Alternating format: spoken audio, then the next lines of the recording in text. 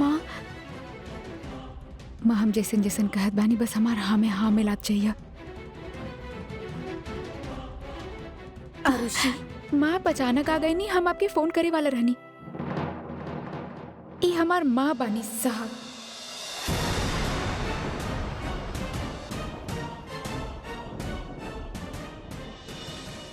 नमस्ते, लेकिन आप हमके दामाद जी काहे कहनी? हमार पत्नी तो विभा बाड़ी, आरुषि तो इधर के मेड बाड़ी।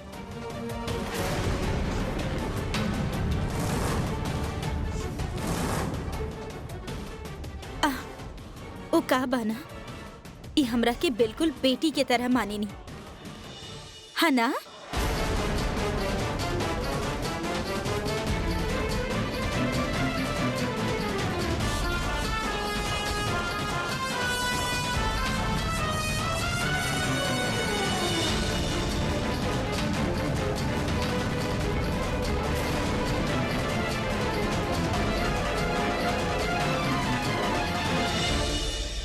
दरअसल ई हमनी के शादी के वक्त हमनी के बहुत मदद कैले रहनी, काहे कि सब लोग हमार शादी के खिलाफ रहले।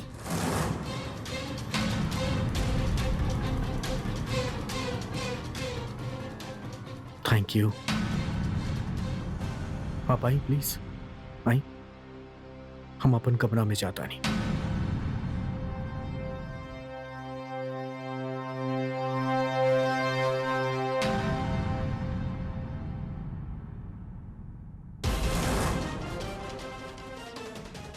ई सब का हो रहल बा हमार बेटी के साथ? हमार बेटी जौनी घर के बहू बिया, आप लोग ओकरा नौकरानी बना के रखले बानी। हम कबो ही ना सोचले रहनी कि जौन 7 सास के हम 7 माँ के दर्जा दे के आयल बानी, वो ऐसन करी है। जब विहान यहाँ ना रहल, आप लोग सास बहू के मिसाल देले रहनी। वो मिसाल के का भई? कऊ मिसाल सिर्फ हवा के बात रहल? बतावा हमरा के। माँ आप शांत हो जाइए, आई बैठी प्लीज। आई बैठी।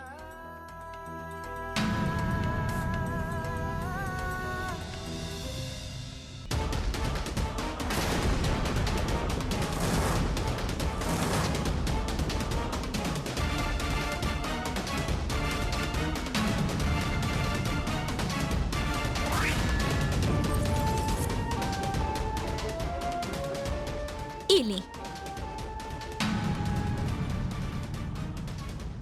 Thank you.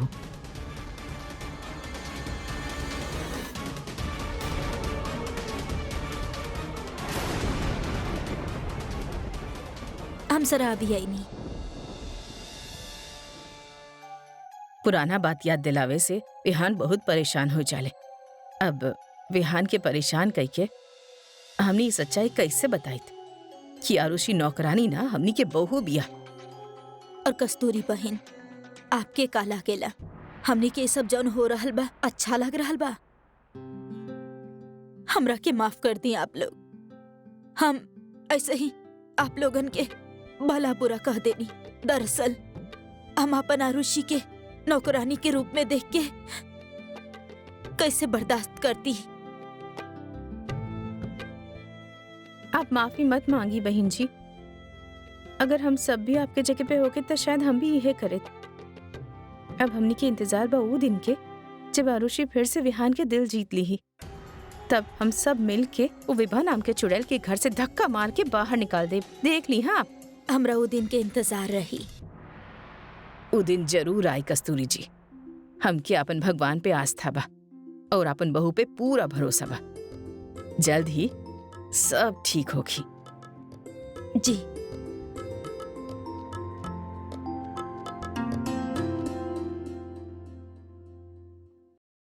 अरे तू और ये दूध केकरा खातिर? आपके खातिर। ओह थैंक्स।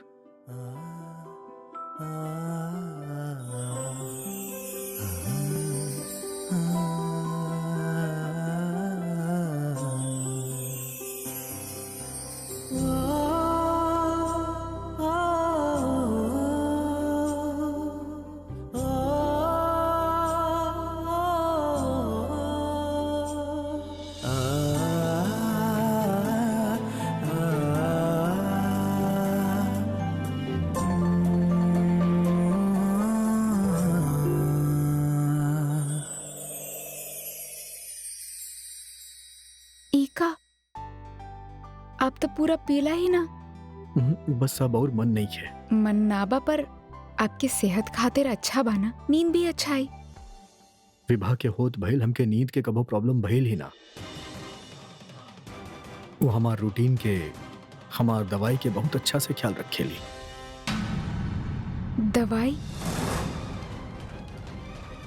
आपके दवाई हम देख सके नहीं? विवाह अपना पास रखेली। सॉरी, हमके कुछ पता नहीं के कहाँ रख ले बाड़ी।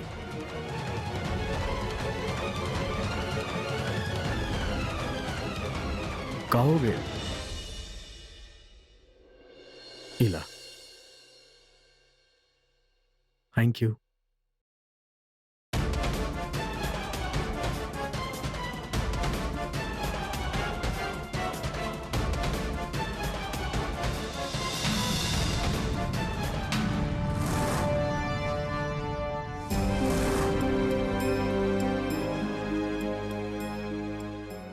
कहीं वही टैबलेट तो ना जेकर जिक्र बिहान करत रहनी।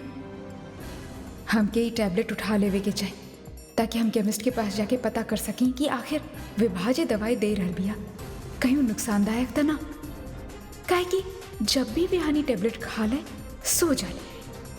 हमके लागता कुछ गड़बड़ बा।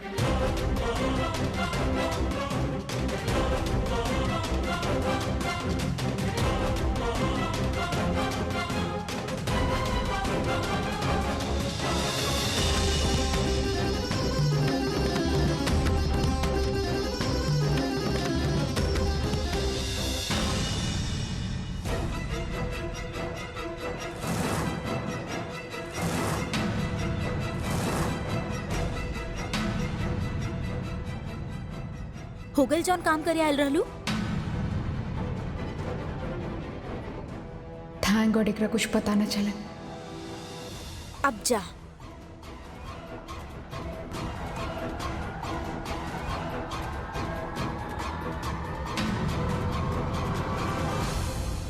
कहा आरुषि वहां नौकरानियन की तरह रह रहल बिया।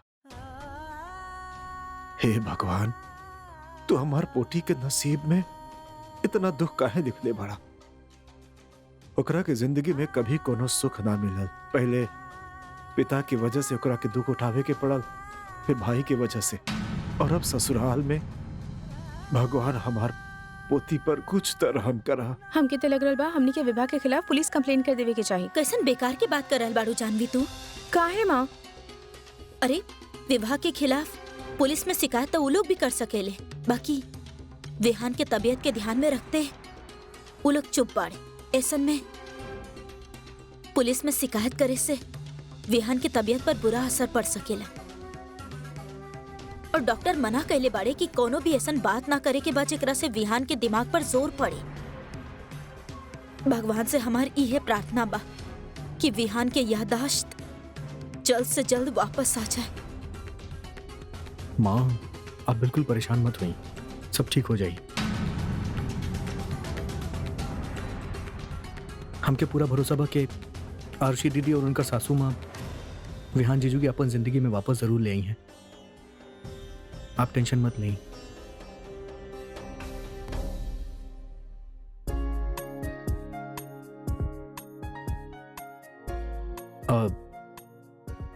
माँ आई करुणा जी ऑर्डर के पैसा देले पड़ी।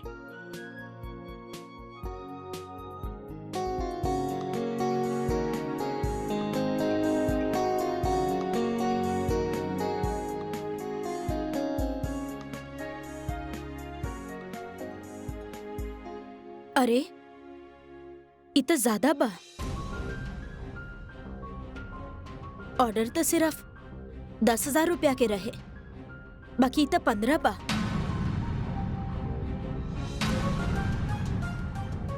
ओ माँ, जोड़े में गलती हो गई लोई।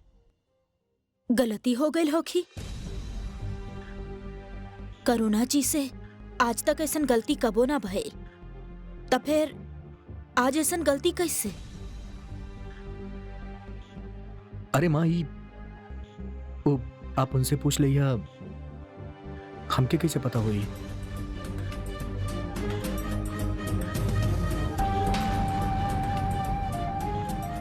पूछे के काबा इला ये पैसा उनका तू वापस कर दिया।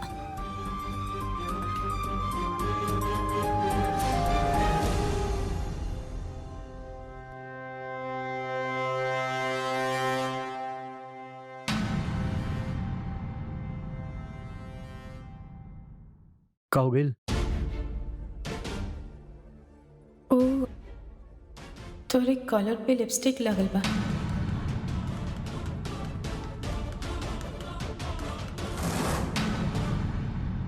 अगर माजी देख लेती तो टेंशन हो जाए।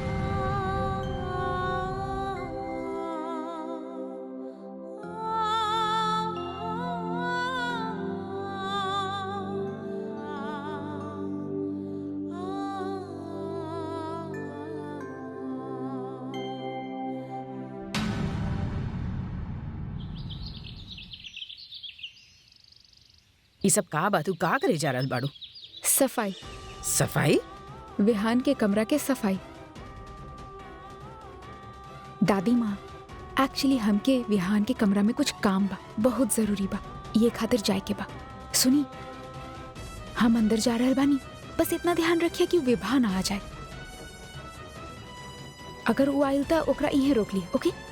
हाँ ठीक बा। हाँ तू चिंता मत करा। का कर रहल बाड़ू आरुषि?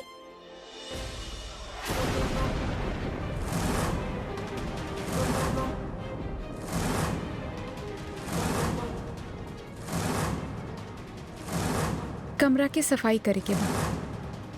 का बना, हमार कमरा बहुत गंदा रख ले बानी आप। अच्छा अच्छा, जा अच्छा से सफाई करिया जाके। Of course.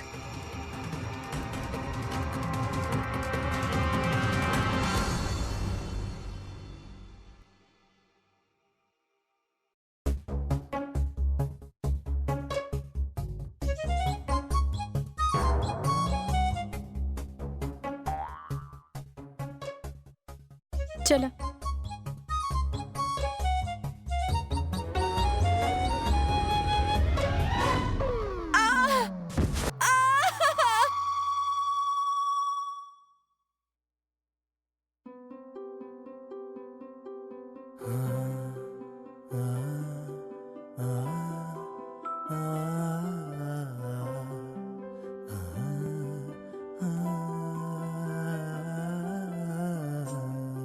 अरे ओ गॉड, इका कैसे? I am so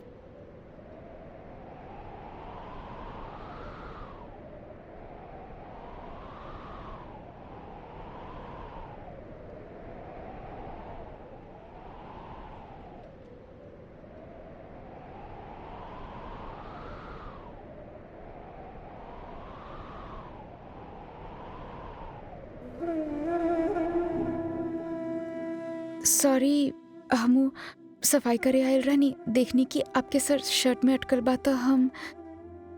thanks.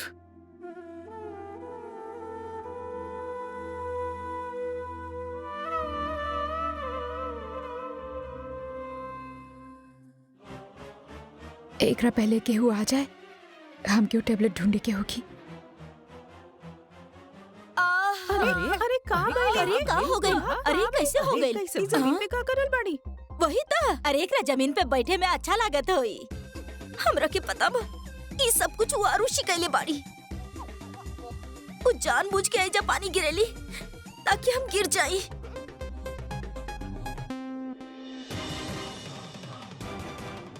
विभा? अरे अरे हमार भोली से प्यारी से का हो गइल बहू। विभा? तो ऐसे नीचे कैसे गिर गेलू? अरे बेटा, तरह के ध्यान रखे के चाहत रहे ना। ना ना कुछ ना बेटा, उ का रहल कि फर्श पे पानी रहल, ई जरा सा फिसल गई। शी इज फाइन, है ना? चिंता की कोनो बात ना बा। आर यू ओके? हमरा ये सब कुछ बिल्कुल पसंद नहीं आ रहा। जौन कुछ भी हो रहल बा ना, ये बिल्कुल ठीक नहीं खे। हमने के सब कुछ खत्म करे के होखी।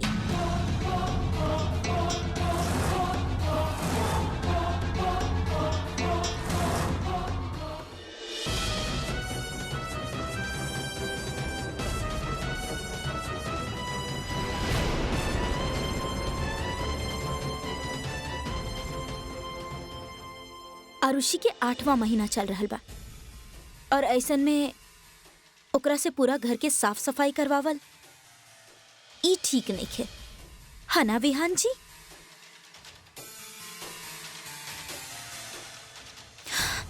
बल्कि हम तो कहता नहीं ओकरा ओकर माँ के घर भेज देवे के चाही।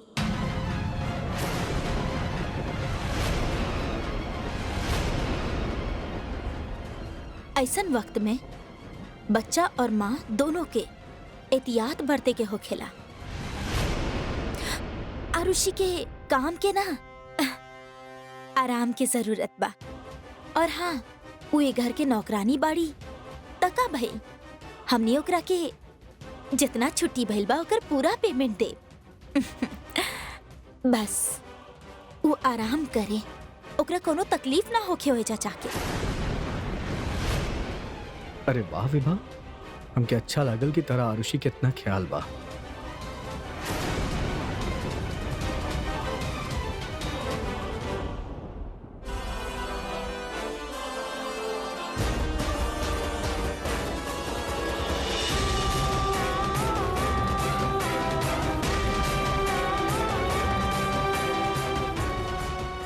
हम आरुषि के कमरा से लेके आवतानी। हाँ, अरे हरप्रीत,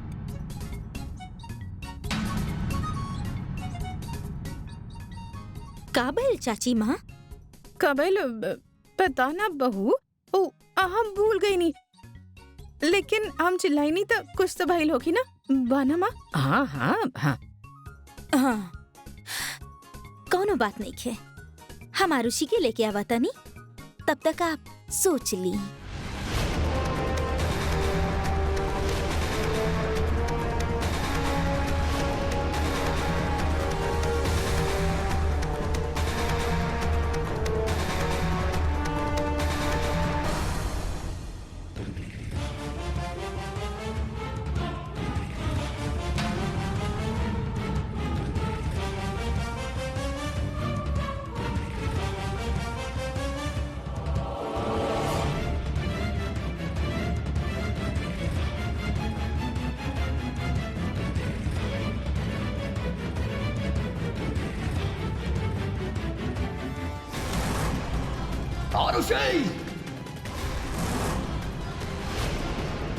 अरे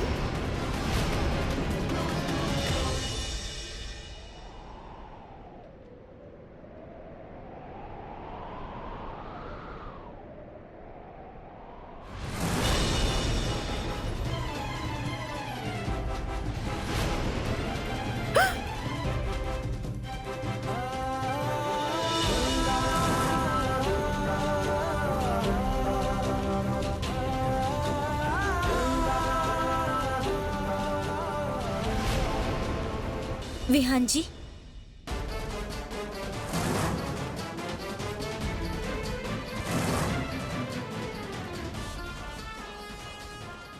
गिरत गिरत बच गई। देखनी कहले रहनी ना हम विहान जी। एक्चुअली हम सफाई करत रहनी हो। यह तो हम नहीं कहे चाहतानी आरुषि, देख लेनी ना आप सब, आरुषि ये हालत में नहीं के कि वो काम कर सके।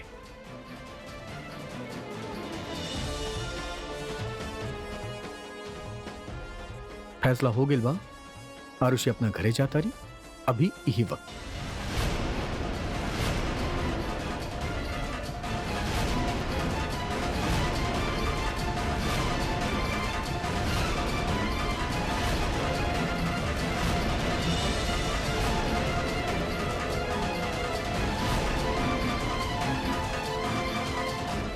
आरुषि ये हालत में नहीं के कि वो काम कर सके।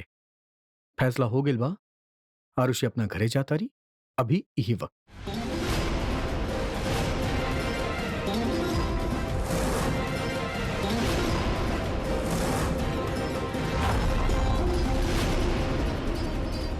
आरुषि, आज से तहार मैटरनिटी लीव शुरू। जब तक तहार डिलीवरी नहीं हो जा तब तक तू अपना माँ के पास रहो।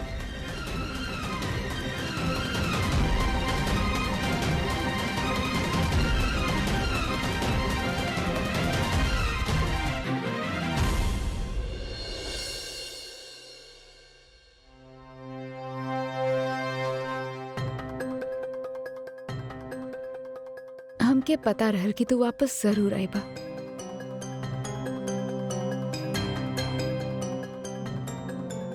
देखी, हम सिर्फ ही पैसा वापस करे आए रहनी। ई काहे खातिर? वो 10,000 की जगह आप 15,000 दे दिले रहनी तो माँ वापस के लिए बाड़ी।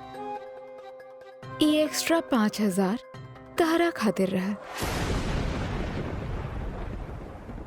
जी देखिए, हमके आपके पैसा ना चाहिए। एंड कल जौन भी भइल, आप प्लीज ओकरा भूल जाइए। अच्छा,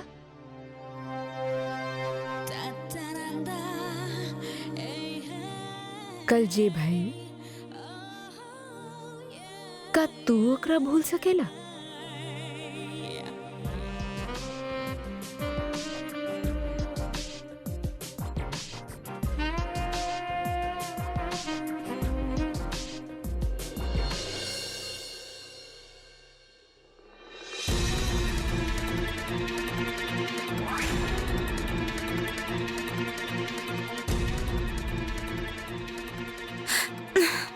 हम कहले रहनी ना, हम तहरा के ई घर से बाहर निकाल फेंका।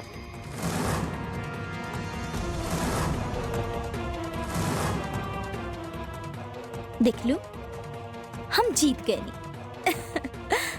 और तू हार गई।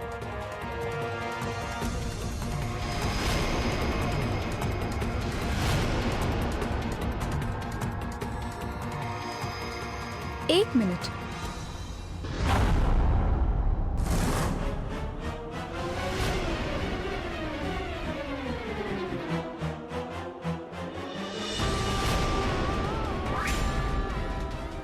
खेल अभी खत्म ना भाई। जब तक केहू फिनिश लाइन तक पहुंच ना जा, तब तक हार या जीत के फैसला ना हो सकेला। और वो फिनिश लाइन यानी कि खेल के अंत अभी दूर है। ई खातिर इंतजार करा अभी। हम अपन घर में लौट के जल्दी वापस आए। ऐसन कबो ना होई। देखत बानी, खेल में मजा आए तो अब शुरू भइल बा। ई खातिर तू भी मजा ला, हमके भी मजा लेवे दा।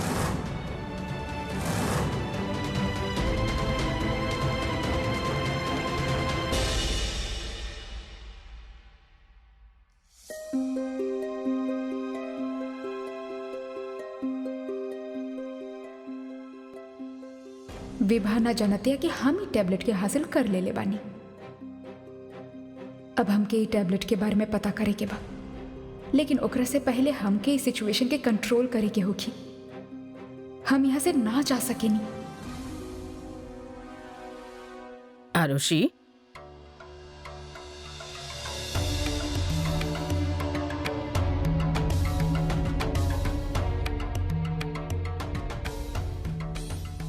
माँ, हमने आरुषि के ऐसे कैसे जाए दे सके नहीं? कुछ करी ना। हमके तो कुछ समझ में ना आवत बा बेटा कि अब का करल जाए। दादी माँ, कुछ करे की जरूरत नहीं की। हम कहीं ना जाए वाला, इहे रहब आपके पास। कैसे?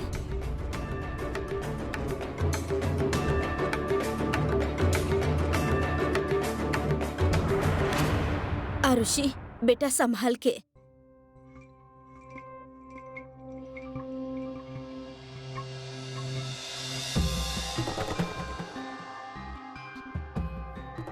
ऑल द बेस्ट आरुषि। हम सारथी के कह देता नहीं, वो तोरा घरे छोड़ाई। ओके? पर सारथी तब बा ना, उ तो नर्मदा और बबीता के लेके कहीं गइल बा। कहाँ? कहाँ? हाँ हाँ, उ मंदिर गइल बा। कौन सा मंदिर उ हमरा के याद नहीं खे।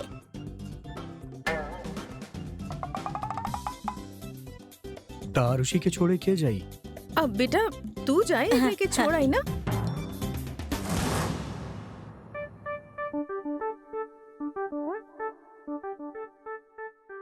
हम? हाँ हाँ, काहे ना विहान, वरना रिक्शा में ई हालत में हम ना बैठा सके नहीं ना। बारिश के दिन में दिल्ली में सर्दी कैसे न हो खेले, तू तो जानत बड़ा ना, इना जा सकेले उमे। हाँ विहान जी, हमू साथ चलतानी।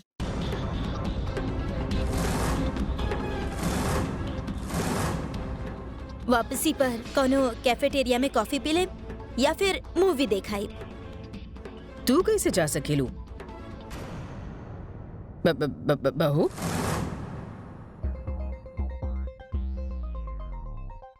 कहे आज एकादशी बा। गृह प्रवेश के बाद हम सबके तोके स्वीकार करे के बाद तोके आज ही घर के खाना बनावे के होगी, ताकि हमनी तोहरा के नेक देख के आपन बहू स्वीकार कर सकी। का? अब का करी, यह प्रथा बाई घर के। ओके ओके दादी माँ, कोनो बात नहीं की, हम अकेले ही छोड़ आई बारूशी के। हाँ लेकिन वेकिन का करत बड़ो? चला चला, बहुत काम पड़ल बा, सब तोहरा के अकेले करे के बा ना। चला। मतलब कि सारा काम तो के अकेले करे के बा बहू, केहू मदद ना कर सकेले तोहरा। अब का करी बेटा, प्रथा तो प्रथा हो खेले ना। वैसे भी टेस्ट हो जाए ले बहू के, और रिश्ता इस तरह मजबूत हो जाले। ओहो, फिर तो बहुत मजा आवे के चाहिए विभा। ऑल द बेस्ट।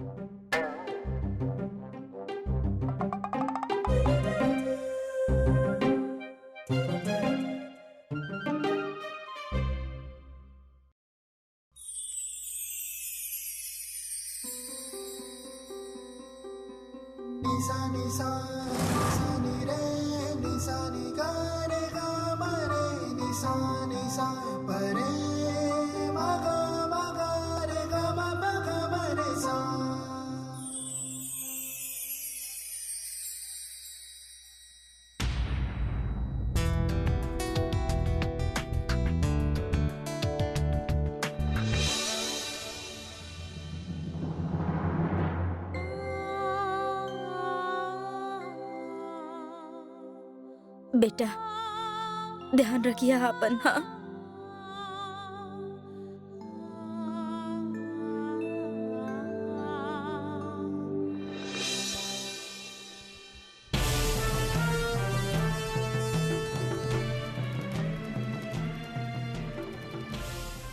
सात सासन के बहू बने के बहुत शौक रहे ना तारा के।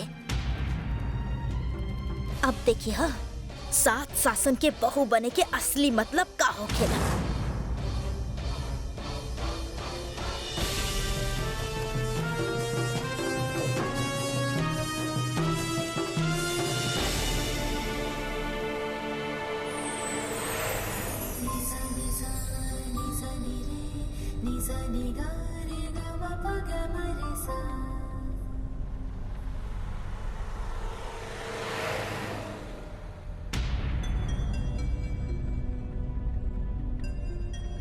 आपके कैसे पता चलल? का यह कि राइट लेवे के रहल आपके? पता ना, अपने आप आए। I don't know. एकर मतलब आपके रास्ता याद बा? आपके लक्ष्मी नगर वाला घर याद बा?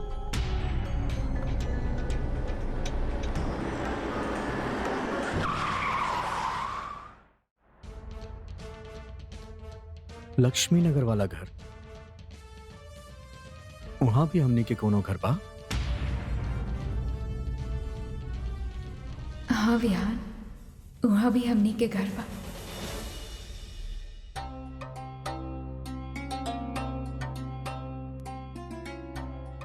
ना, हमके कुछ भी याद नहीं के, तू ही बता दा। सीधा चल के फिर लेफ्ट।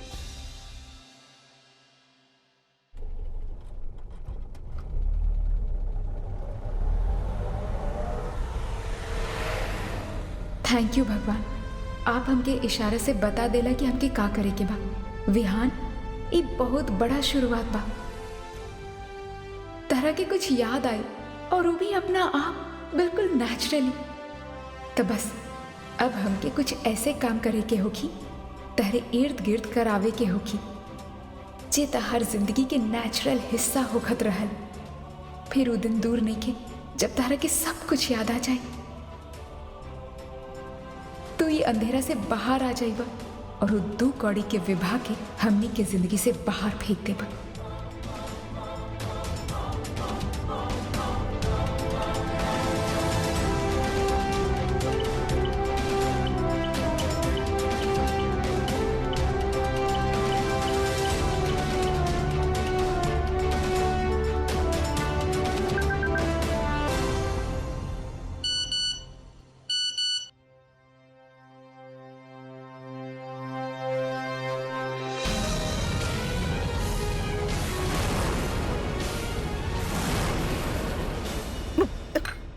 का बाई? पिए के बाद अब पी न तो ए बहू बने के शौक बा तब बहू बन के रहा। और याद रखा तो हर 7 सास बानी लोगन से एक ना झेलल जाई ले तोरे के साथों के संभाले के बात समझ लो। बात तो वैसे सही बावे भा। ये सब कुछ करे से पहले ना तोरे के अच्छी तरह से सोच लेवे के चाहत रहे। विहान के पत्नी बने की इतना शौक बा तो भाई पैकेज डील में 7 सास तो आई है ही। साथ में मजेदार ट्रीटमेंट मिली, फुल एंटरटेनमेंट। अब खड़ी खड़ी देख कर रहल बाड़ू, जल्दी से जाके चाय बनावा, ओकर बाद खाना भी बनावे के बा। और सुना, ये लेके जा, हमरा के ना पिए की चाय।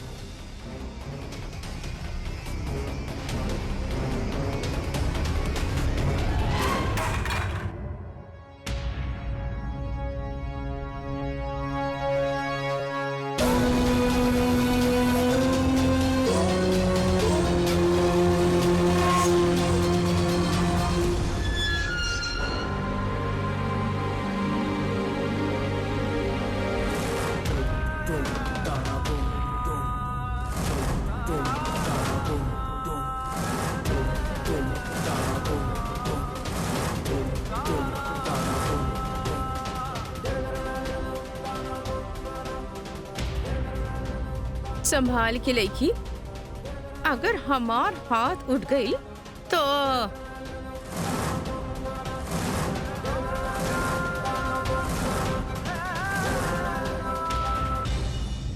अब आराम से।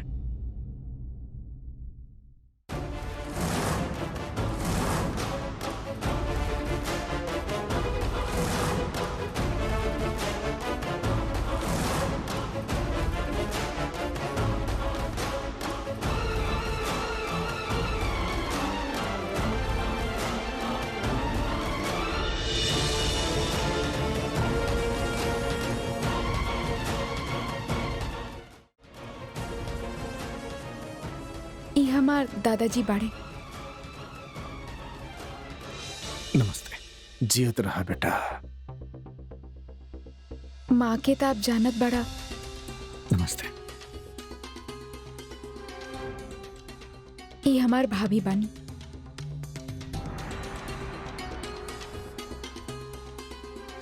आंटी जी, जब तक आरुषि की डिलीवरी नहीं किया हो जाए तब तक वो एजे रही आपके साथ है।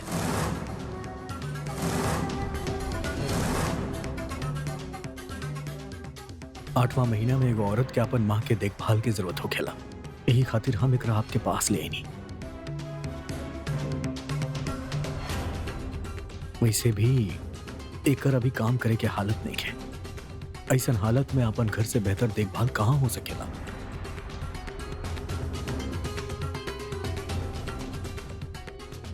और आप लोग चिंता मत करिए, एकर हर महीने के सैलरी आप तक पहुंच जाई। एकरा अलावा आपके या आरुषि के कोनो भी चीज के जरूरत होके तो हमके सिर्फ एगो कॉल कर देना, हम खुद आ जाए। थैंक यू साहब। चलो तानी।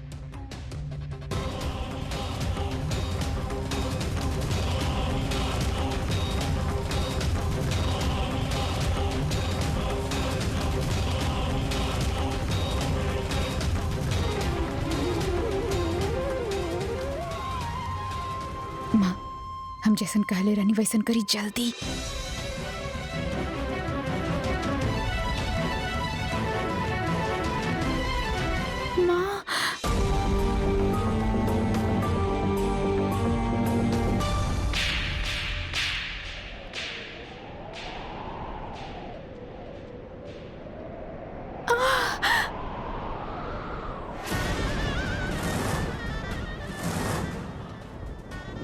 आ गईलू मुंह उठा के। हाँ, अब के करी तो हर सेवा, के खिलाई के पिलाई।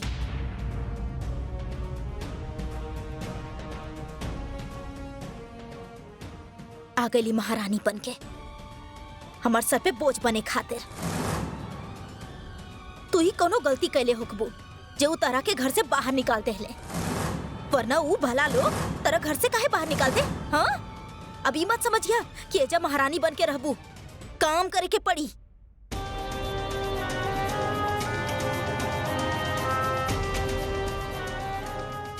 अभी मूर्ति बन के का खड़ा बाड़ू।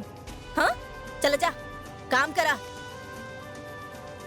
हमार तक किस्मत ही फूटल बा जे घर में शादी करके आ गई।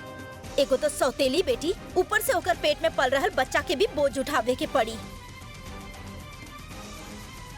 सौतेली?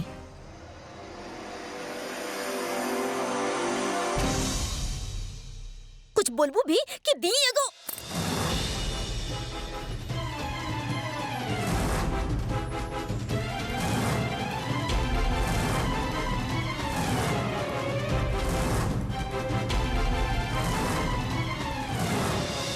खबरदार, आपके हिम्मत कैसे भइल आरुषि पे हाथ उठावे के? ऐसा कैसे कर सकेली आप? अरे आप तो मां बानी।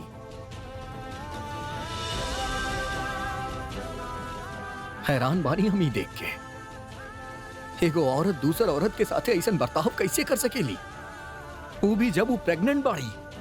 मां कितना सपना देखेली अपन बेटी के प्रेगनेंसी के लेके, लेकिन आप तो मां कहलाए के लायक भी नहीं की। आप जाना तानी ना आरुषि के पति ऐजा ना बाड़े। ई वक्त आरुषि के अपन परिवार के, अपन मां के सबसे ज्यादा जरूरत बा। एकर चेहरा पे उदासी ना दिखेला आपके? का एकर आंख में अकेलापन ना दिखेला?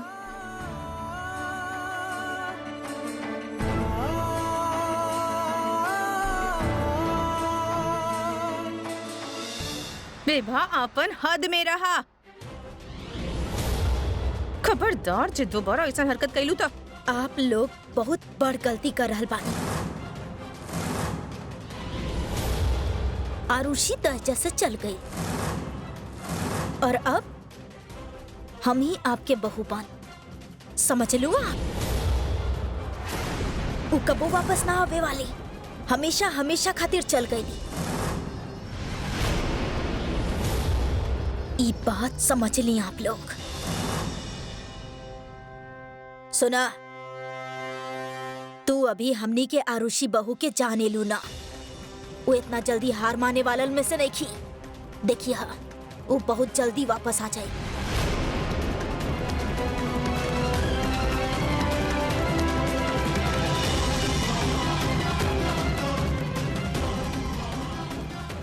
अब खड़ी खड़ी घोर काहे रहल बाड़ू?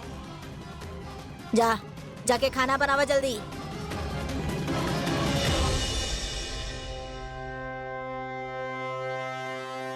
हम ही गलत सोचत रानी। हमके लागल कि घर में आरुषि के प्यार मिली, ओकर अच्छे से देखभाल हुई, लेकिन ना, अभी प्रेगनेंसी के हालत में आरुषि के हम एक पल के खातिर भी घर में ना रखब।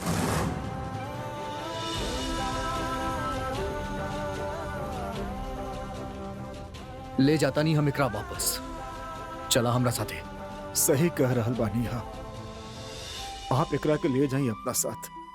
बड़ा मेहरबानी होगी आपके।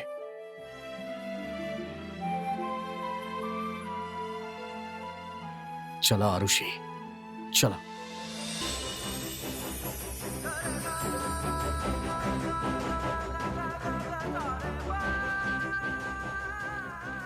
आगे देख के।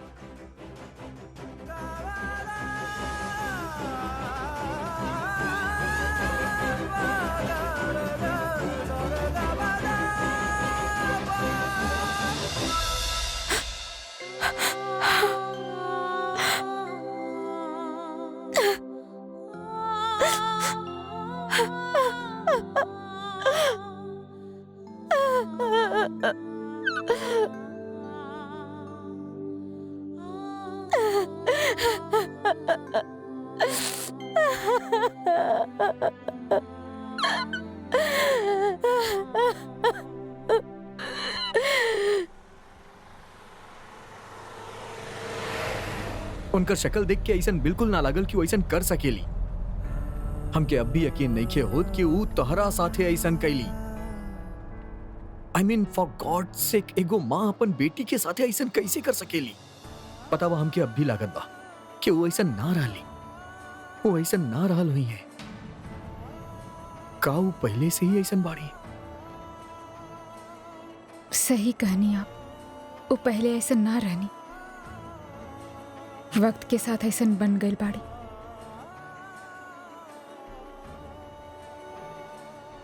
हमार कहल हर एक शब्द सरासर झूठ बा। माँ, हमके बिल्कुल अच्छा ना लगत बा आपके बारे में ऐसा बात करके, लेकिन देखी ना, विहान के भी ऐसा लग रहा बा जैसे आप पहले ऐसे ना रहनी। बस माँ, यह उम्मीद के और कुरेदे चाहत बानी आप। हमके ऐसा लागत बा कि बस यही तरह के कुछ झटका या रिस्क हमके लेवे के होगी और विहान के यादाश्त लौट आई। हमके वो औरत के हमनी के जिंदगी से दूर करे के बा, लेकिन बिना विहान के नुकसान पहुंचाए।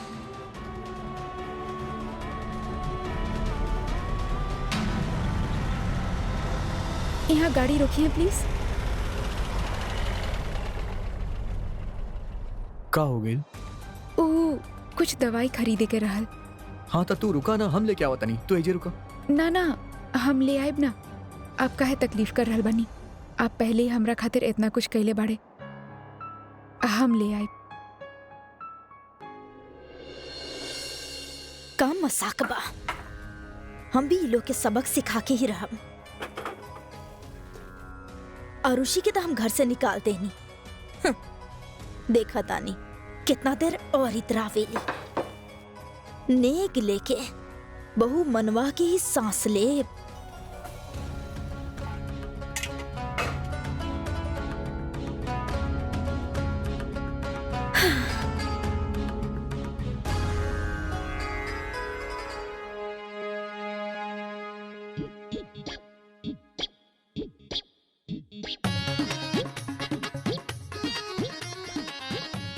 बड़ी तेज बनत बाड़ी। हम देखत बानी कैसे ले हमनी सबसे नेक।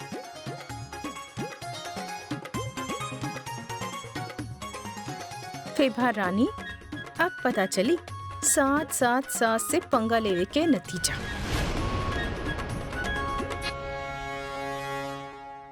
सॉरी मैम, ये टैबलेट हम आपके डॉक्टर के प्रिस्क्रिप्शन के बिना नहीं दे सकत। ओ, प्रिस्क्रिप्शन तो लाइब हम भूल गई नहीं। मैम, ये टैबलेट आप अपना खातिर तो नहीं ले रहल बानी। काहे? मैम, आप प्रेग्नेंट बानी और ये कंडीशन में आप ये टैबलेट के नहीं ले सकत। ये टैबलेट तो काफी एक्सट्रीम केस में दिहल जाले। ये टैबलेट केकरा खातिर होखेला? मैडम, ये एंटी डिप्रेशन टैबलेट बा और ये तो वैसे भी काफी हाई डोज की टैबलेट बा, जे कि केवल मानसिक रूप से बीमार मरीज के ही दिहल जाला। का हम आपसे एक और सवाल पूछ सकें? जी मैडम, पूछी। ये टैबलेट के मरीज पे एग्जैक्टली का असर होखेला? मैडम, एक्चुअली ये टैबलेट पेशेंट के पल्स के स्लो डाउन कर देवेला, जेकरा से पेशेंट कोनो भी बात के रिएक्शन देवेला और एकरा से ऐसे भी कह सकेली कि पेशेंट हर चीज के प्रति उदासीन हो जाला।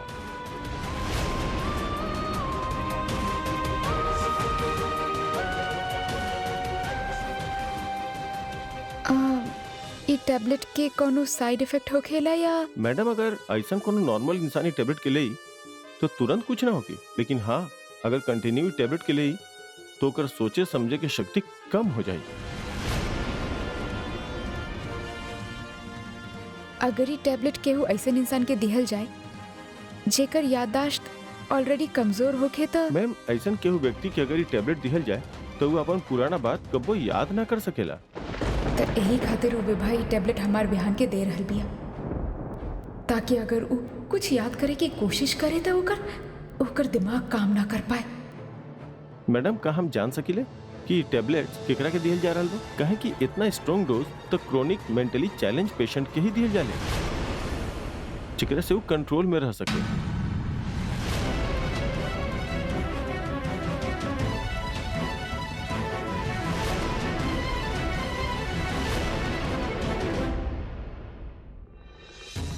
ई विहान जी फोन काहे ना उठा रहल बाड़े?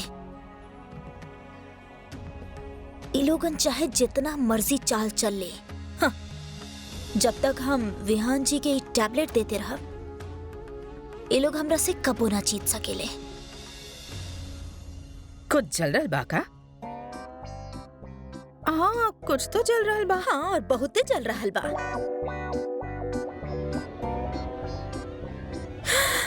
हे भगवान, हम सब्जी चढ़ा के रख ले रहनी।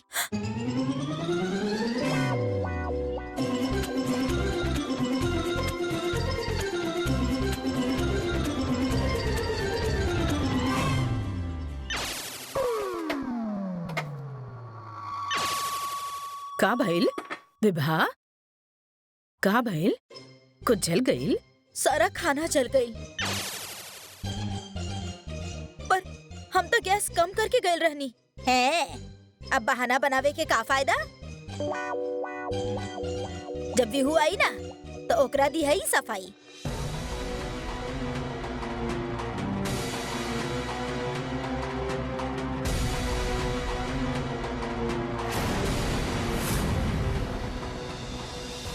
सॉरी, लगत बा बारिश होके वाला बा। अगर काम खत्म हो गई होई तो चलल जाए।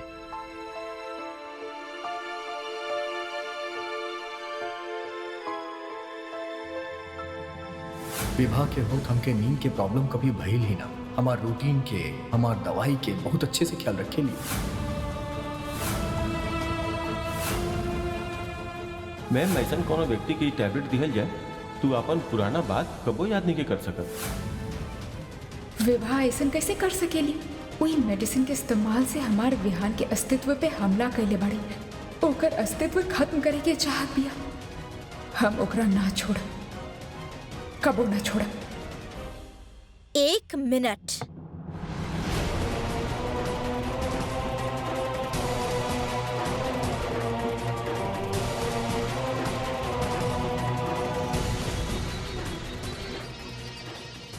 आप लोग हमरा के बेवकूफ मत समझी।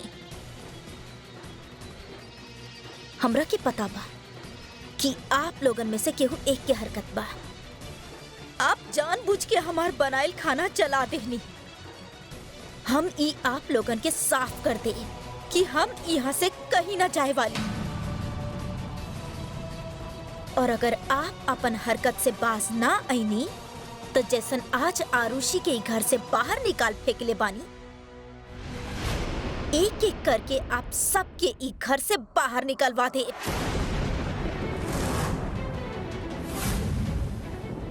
ई बुढ़ापा में आप लोग कहाँ जाई? इस सोच के अब तक हम चुप रहनी, बाकी अब ना। इससे बेहतर इहे होई अब हमार रास्ता में अड़ंगा डाले के कोशिश मत करी।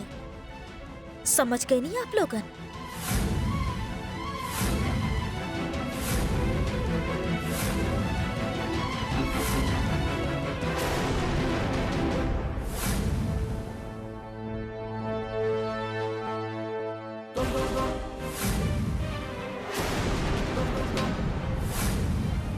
सही समझ लो तू। हम ही गैस तेज कर देले रहनी त का कर लेबू? का कर लेबू? हम तो के पहले ही समझा चुकल बानी। ई अकेला औरत ही तोहरा पे भारी पड़ी। और अगर तू सोच रहल बाड़ू कि आरुषि के या हमनी में से केहू के घर से बाहर निकालबू ना, तो तू गलत सोच रहल बाड़ू। ऐसन कुछ ना होके वाला बा।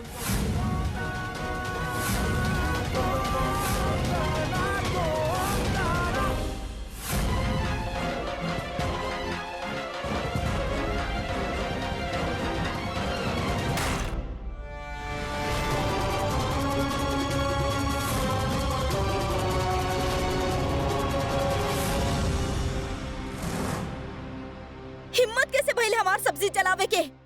कैसे? आप लोगन के ना पता कि हम का कर सकेनी। आप लोगन ही सही ना कैली। आप लोगन जो हरकत कैले बानी ओकर कीमत चुकावे के होखी। हम सोच ले रहनी कि हम आप लोगन के साथ अच्छा बर्ताव करके आपके दिल जीत ले और आप हमरा के घर के बहू स्वीकार करके, लेकिन ना, ऐसा आप लोग ना कहनी। तो ठीक बा, हम भी आपके दिखावत पानी कि हम का कर सकेनी। हमू इतना आसानी से माने वाली नहीं की। रुक जा विभा, हाँ? का कर रहल बाड़ू? तमीज में रहा। छोड़ दी हमरा के। पागल हो गए बाड़ू का? हाँ, पागल हो गए बानी हम। छोड़ी हमरा के, छोड़ी, वरना का? हाँ बोला, वरना का? ना छोड़ा। जब बच्चा लोगन इतना बदतमीजी करेले ना, तब बड़ा लोगन के उनके तमीज में लावे के खातिर, तमीज सिखावे खातिर ऐसने करे के होखेला, समझ लू?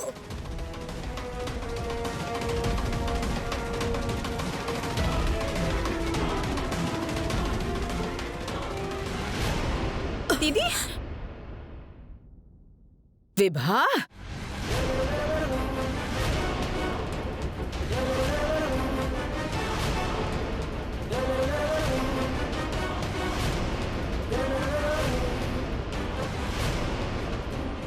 विभा,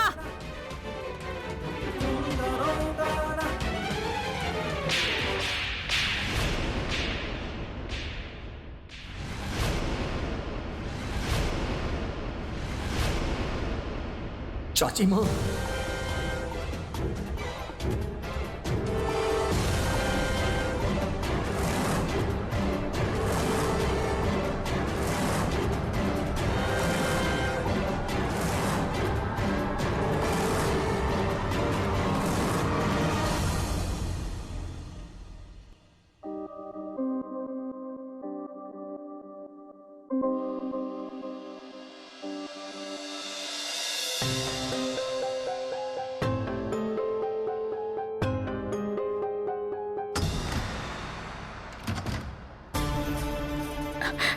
लागता हमार हस्बैंड आ गए नहीं। का? हाँ तो जल्दी कहीं छुप जा। ओ अलमीरा में छुप जा। ए जाव तू।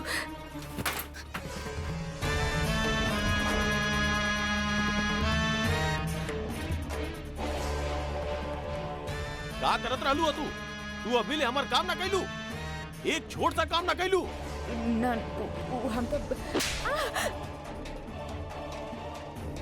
कुछ नहीं के सुने के हमरा।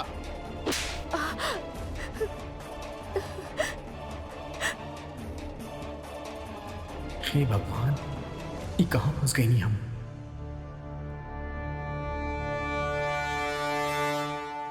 ये का करतानी आप चाची माँ? आप विभा पे हाथ उठेली काहे?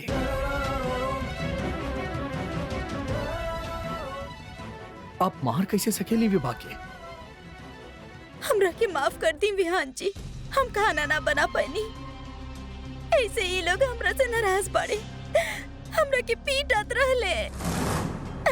हम सुनले रहनी सास लोग के अत्याचार, बाकी देखनी पहली बार। तबे बहू लोग ऐसा डरल रहनी, और यहाँ तो साथ सास बाड़ी। अच्छा तू शांत हो जा, बिल्कुल रोइया मत, ओके? दादी माँ, चाची माँ विभा पे हाथ उठाई और आप खड़े होके बस देखत रहली, आप कुछ ना कहनी। ऐसे भी का गलती हो गई विभा से? छोड़ी विहान जी, कुछ मत कही। शायद हमरा के इनकर दिल जीते के खातिर बहुत मेहनत करे के होगी।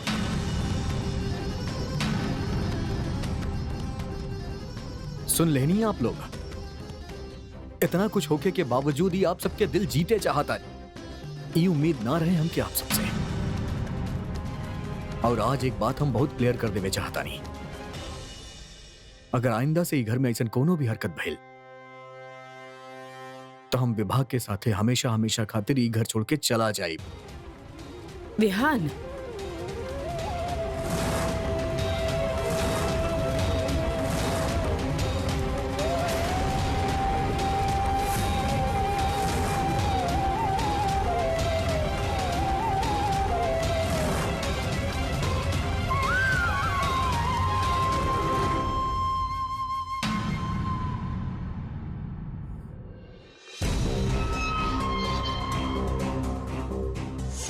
धन्यवाद चाची माँ, थप्पड़ आप हमरा के मारनी, बाकी निशान आपके गाल पे दिखत बा।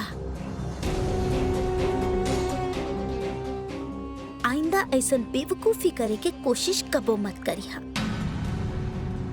आप हमरा से कबो ना जीत सकेनी। और वैसे भी अब तो आपके आरुषि भी नहीं खे ना एजा पे। ऐसा सोचिए अभी मत कि आरुषि इनके साथ नहीं थी।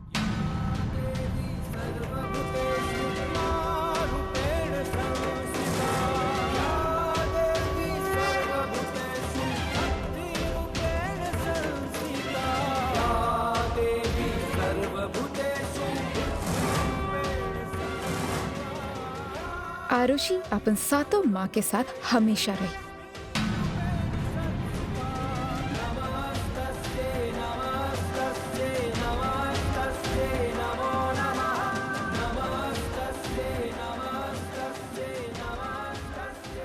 हम काले रहनी ना, हम अपन घर लौट के जरूर आई। आज हम तारा से वादा करत बानी विभा, बहुत जल्दी तारा हमारी घर से बाहर फेंक दिहल जाए। आज तक तू सिर्फ हमार पति पे अत्याचार करत रहलू, आज तू हद पार कर देलू। तू हमार माँ के अपमान कइले बाड़ू।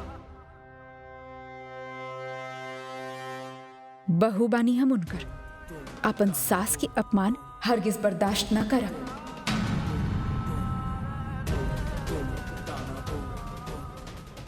आज हम तहरा के चुनौती देत बानी, अब हम तहरा के ना छोड़ब। जे करे के बा कर।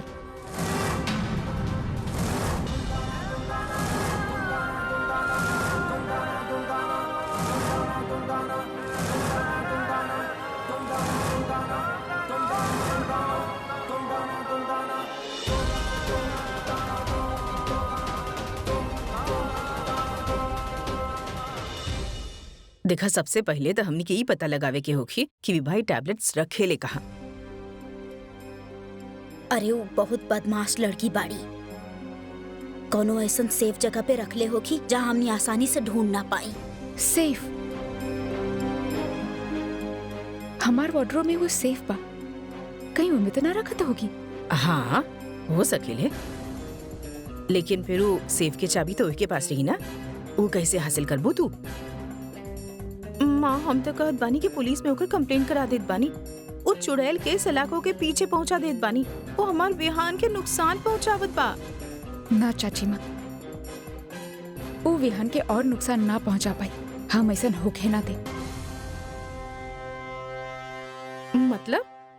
हमरा पास एगो आइडिया बा। हम ओकर टैबलेट्स के विटामिन टैबलेट से बदल दे, ताकि वो विहान के टैबलेट देत रहे बिना ही जानले कि हमने ओकरा बदल देले बानी। हाँ, ई तरह से हम विहान के नुकसान से बचा लेब और ओकरा पता भी न चली। लेकिन ई सब कुछ उ विभा के बिल्कुल पता न चले के चाहिए। हमनी के ध्यान रखे के होगी।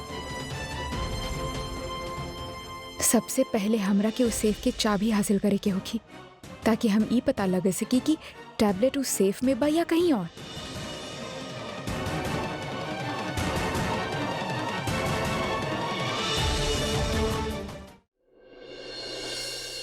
का करत तारू तू विभा? हम बहुत कोशिश करनी कि हम ये लोगन की कबो शिकायत के मौका ना दी, पर ना, ये लोग हमेशा हमरा साथ ऐसा नहीं करेले। बिहान जी, हमरा कितना लोगन कहले कि साथ साथ सास के संभालल बहुत मुश्किल काम बा, लेकिन हम कबो उनकर बात पे विश्वास ना कईनी, कहे कि साथ सास आपके माँ बाड़ी।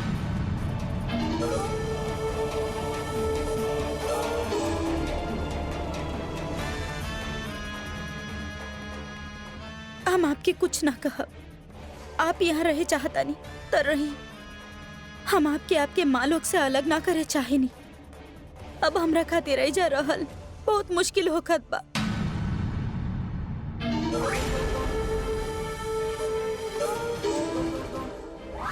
हम जानता नहीं विहान जी कि आप हमरा के यहाँ से कबो ना चाहते, लेकिन हम आपके माँ और वो आरुषि के एगो सबक सिखावे चाहता नहीं। विभा हमार बात सुना, विभा, हमरा के माफ कर दे। विभा तू कहू ना जेबू तो हमार बात सुना। विभा रुक जा, हम कहाँ ना जाता रुक रू तू? सकेनी। विभा माफ कर रुक जा, दी तू हमरा। हमार बात सुना। रखा बैग अपन।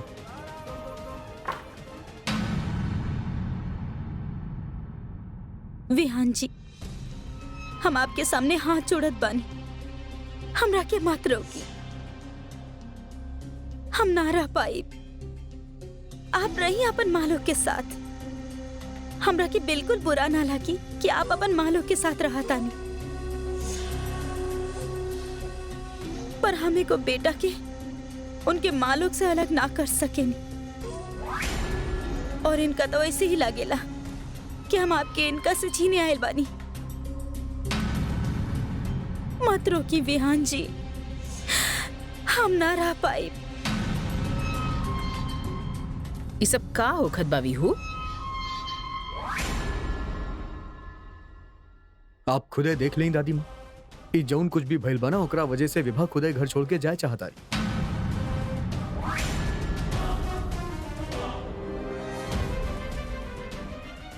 लेकिन हम एकरा ना जाए दे।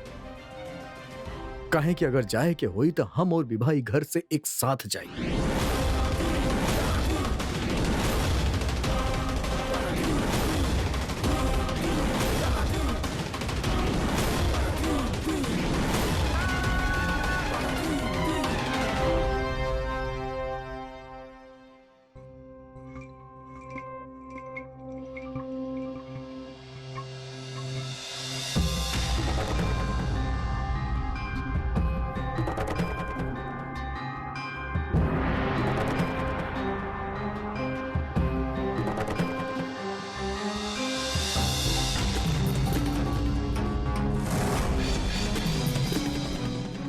मार कैसे सकेला हूँ? और आप ओकरा ई कैसे करे देवेली? वो हमेशा ये तरह हमरा पे हाथ उठावत रहेला। का करी हम? का करी का मतलब? आज के जमाने में अगर कोनो औरत के पति ऐसा बिहेव करेला तो वो विरोध कर सकेली। छोड़ो वो सब। हमके एगो बात बताव, का तू हमरा खातिर एगो फेवर करबा प्लीज? बताई।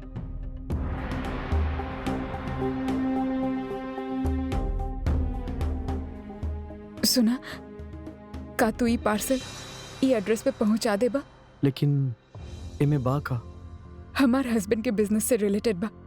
कल हमरा के देले रहले पहुंचावे खातिर, लेकिन हम ना पहुंचा पैनी। ई बात पे वो बहुत नाराज रहले अभी। तो आपके पहुंचावे के चाहत रहे ना, पहुंचे नहीं कहे ना? अच्छा, कल तो हम तहरा साथ रहनी ना। आपके पति कुरियर भी तो कर सकेले, आपके जाए की का जरूरत बा? हम उनका से कौनो सवाल ना कर सकेनी। हमके बस एक बात बताव, तू एकरा पहुंचा सकेला कि ना? ठीक बा, हम पहुंचा दे। Thank you.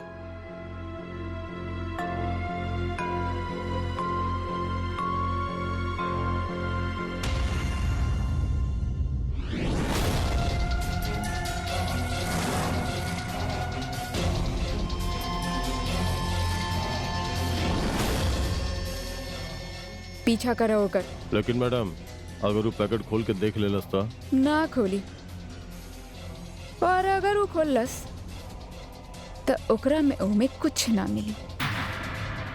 ये खातिर हम चाहत बानी कि तू अगर पीछा कर, देखो वो का करेला। अगर गिरीश पार्सल खोलेला तो एकर मतलब वो हमरा पे भरोसा ना करत, और अगर वो पार्सल ना खोलस मतलब वो हमरा पे भरोसा करेला। और एक बार ये बात क्लियर हो जाए तो असली पार्सल हम कल भेजब गिरीश के साथ। लेकिन ओकरा खातिर हमके 100% श्योर होके के जरूरी बा कि वो हमरा पे आंख बंद करके भरोसा करेले, ताकि हम ओकरा के अपन मिशन में इस्तेमाल करे से पहले अच्छा तरह से परख लें। हम पुराना दिन में आतंक फैलावे के अपन बड़ा मिशन में ओकरा इस्तेमाल करे के चाहत बानी।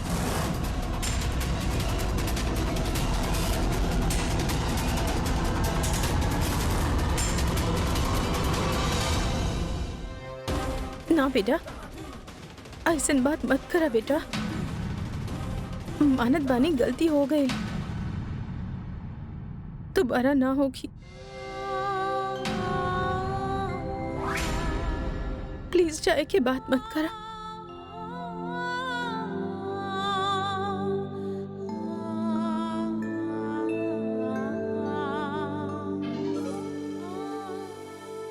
आई एम सॉरी चाची माँ, लेकिन ये बात आपके हमसे ना विभा से कहे के चाहिए।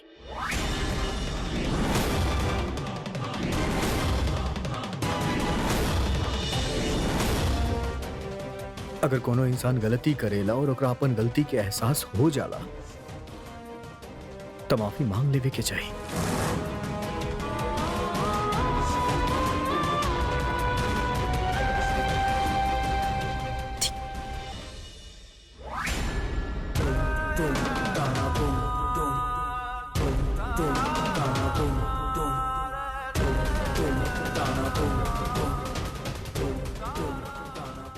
सॉरी विभा।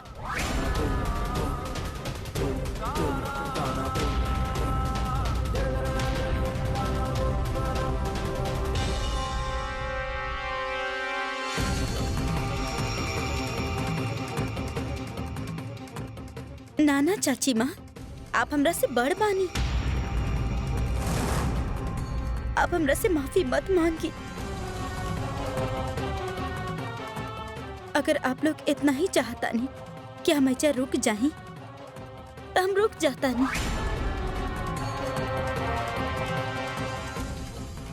बस हमारे को शर्त बा।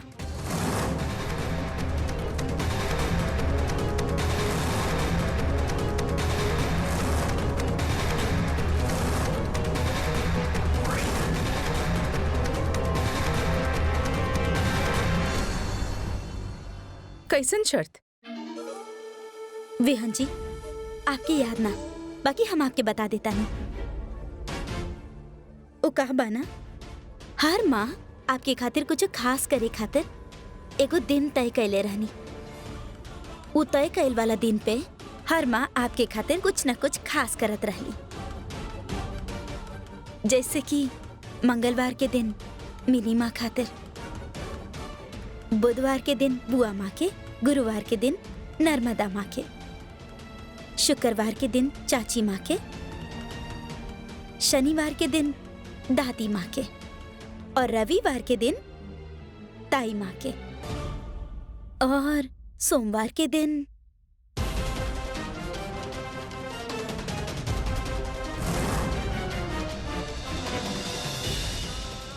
हम तहारापन मंडे देत बानी आरुषि।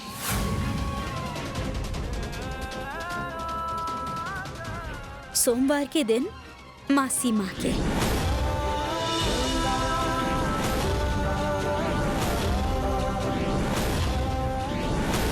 अच्छा, ये तो बहुत अच्छा बात बा, लेकिन तू का कहे चाहत बाड़ू? हमार कहे के मतलब बाकी कि अब मासी माँ तो यहाँ नहीं खीना, तो हम चाहतानी कि सोमवार के दिन हमरा के दे दिया जाए ताकि हम आपके सेवा कर सकी।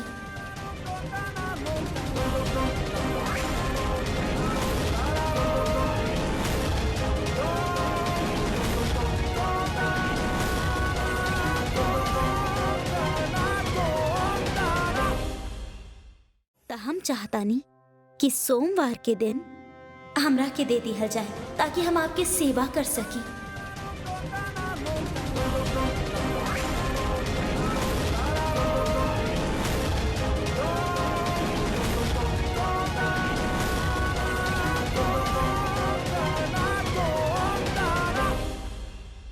हाँ तो कोनो बात ना, हमके ना लागेला कि एमे केहू की कोनो प्रॉब्लम हुई।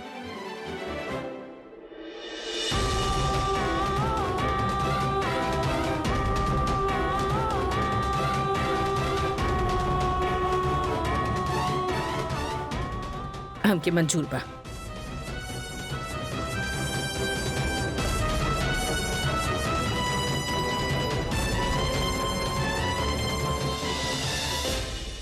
तो अब ई मंडे तहार बा, सिर्फ तहार। अपना पति के खातिर हम जाना तानी एकर तहार खातिर का अहमियत बा। हमके अच्छा लागल कि तू कोनो बड़ा चीज ना मंगलू, और हम आप सबसे भी थैंक यू कहे चाहतानी। उम्मीद करतानी के आइंदा से आप सबके और विवाह के बीच में ऐसन कोनो बात ना हो। देखिए, विवाह हमार पत्नी वाली, और हम बस ये चाहतानी कि हमनी सब एक साथ खुशी खुशी घर में रही। शादी के बाद अपन बेटा के माँ के अपन बहू के खुला दिल से एक्सेप्ट करे के चाहिए, और हम बस उम्मीद करतानी आप लोग टिपिकल सास वाला हरकत ना करें। हमार साथ देवे खातिर धन्यवाद। अरे ना इंसाफी तो ना इंसाफी बा। अगर हम ई घर के मेड खातिर खड़ा हो सकेली तो फिर तो तू हमार पत्नी बाड़ू।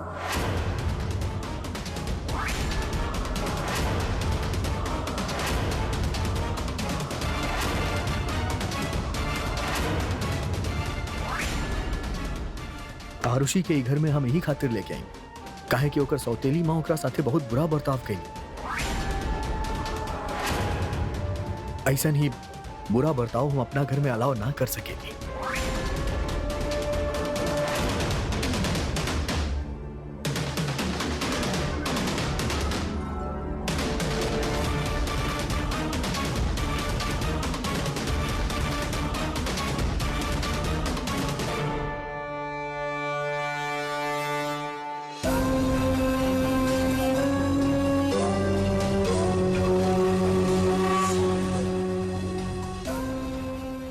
अब हम तोहार एक एक चीज पर कब्जा कर ले।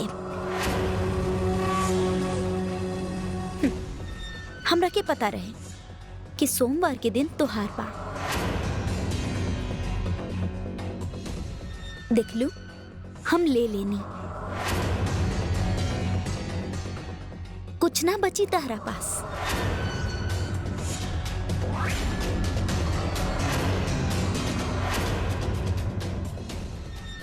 आप सब हमार बनावल खाना के जला देनी,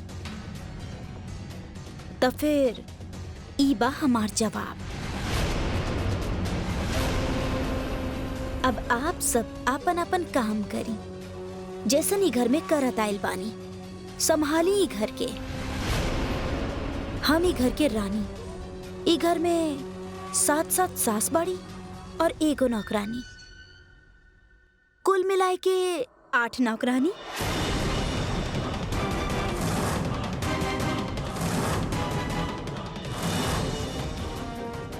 आठ नौकरानी के होकर एगो रानी काहे काम करी?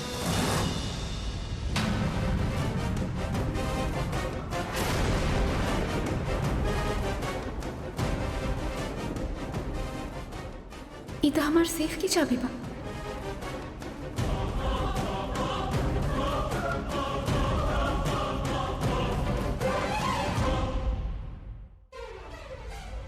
माँ, सेफ की चाबी। कहा? हमार सेफ की चाबी हम देखनी ओकर कलाई पे बंधल रहे। हाँ, बाकी बेटा, वो बदमाश के कलाई से हमने वो चाबी निकालब कैसे? वो तो पता ना, पर इतना तो पता चल गई कि चाबी ओकरा पास बा। एक रास्ता तो मिल गए। देखनी आप, भगवान एक रास्ता बंद करे ले तो 4 रास्ता और खोले ले।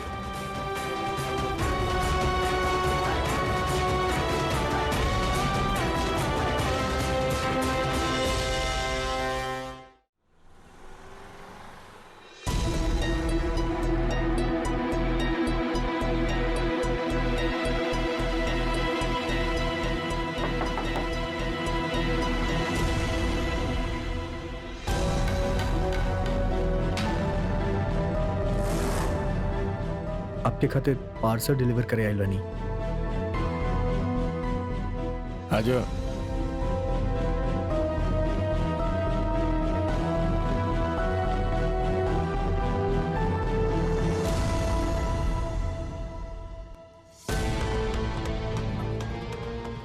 ई कैसन जगह भेज देनी हमके करुणा जी? ये ले अभी के करा के देवे के बाद तोरा खातिर बा, रख ले।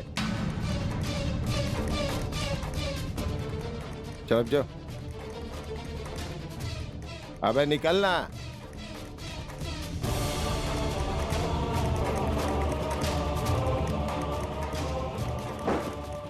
मैडम जी, पार्सल मिल गए। जैसा आप भेजे लेने बिल्कुल वैसे ही, एकदम सील पैक। ये लड़का ओकर साथे कौन छेड़खानी ना कैलस। गुड। एकर मतलब ई भइल कि गिरीश हमनी के मिशन खातिर परफेक्ट बा। जी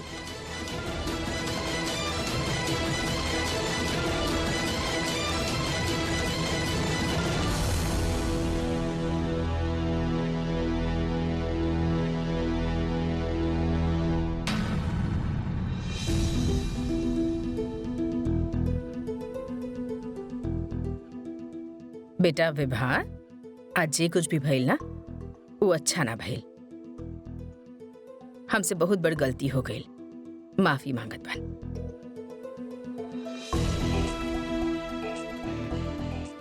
एक खातिर इस सब चीजों के एवज में हम तो के कुछ देवे चाहत बानी। समझूल रही।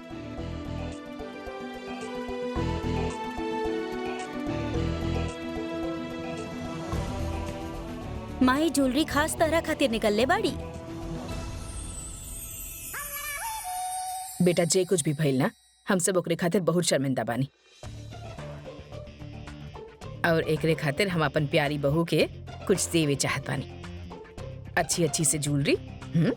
ये हमार पुश्तैनी कंगन बा, हम तो के पहनावे चाहत बानी। हाथ बढ़ावा। ये निकाले के पड़ी ना बेटा, निकाल। हाँ